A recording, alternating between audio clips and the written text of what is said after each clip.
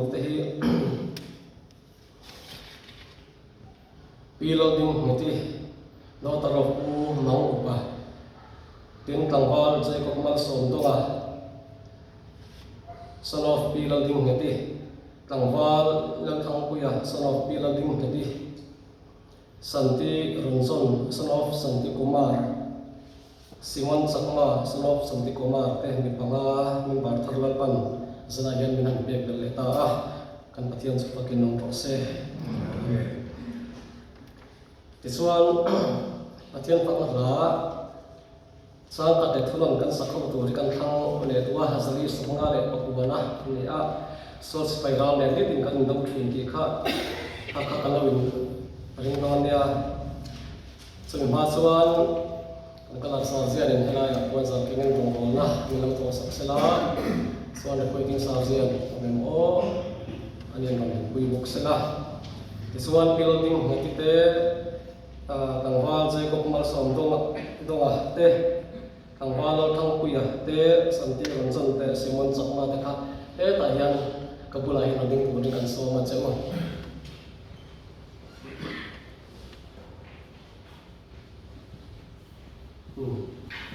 lama yan na ding ni role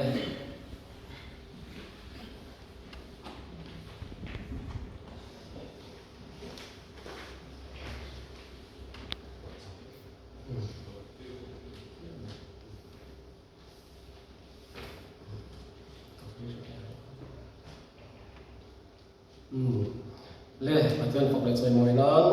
chali sunga pakwana cha kap le thulong kha lu sa u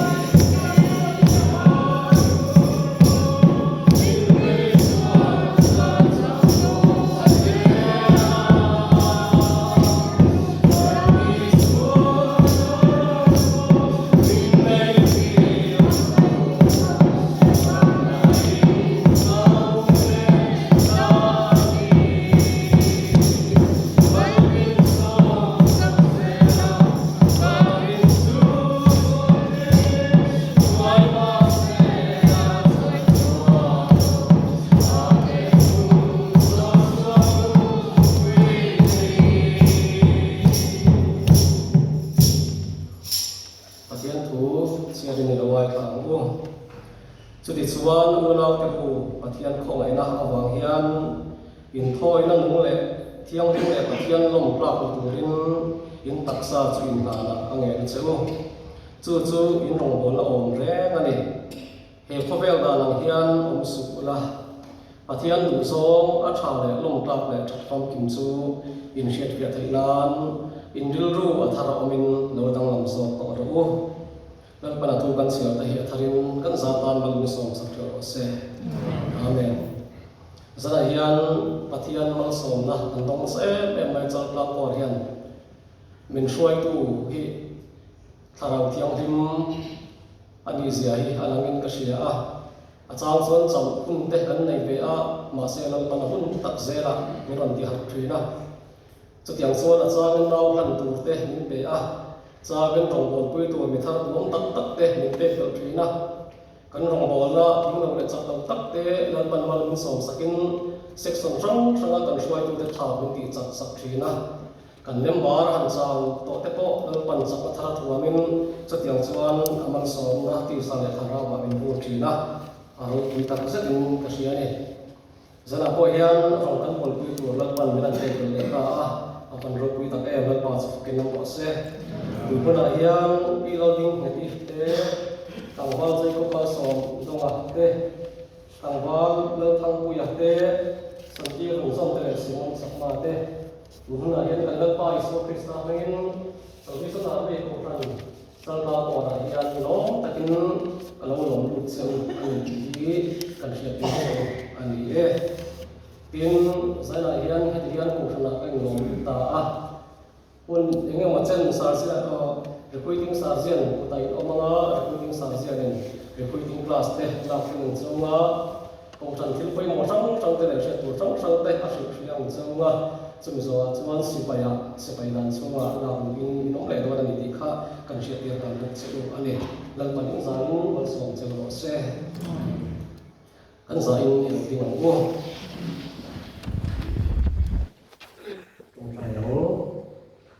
lampa ang patihan sa number min mga ito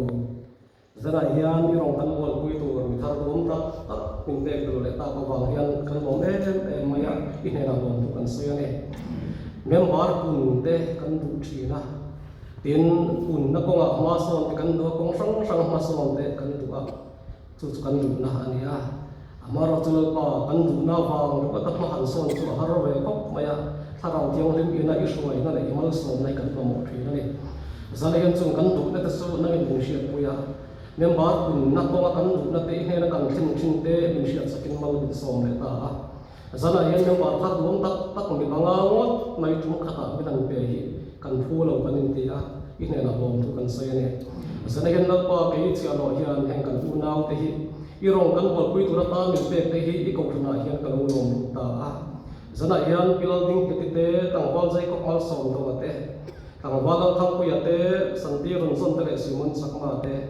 ei ko sang service na army a hiyan lom takin kan u lom ta ne an sa hiyan dal pa na min mal som na ei ko thuna hiyan lungoi tak le lim tak irong bol thi tu ko in na kan pu yang che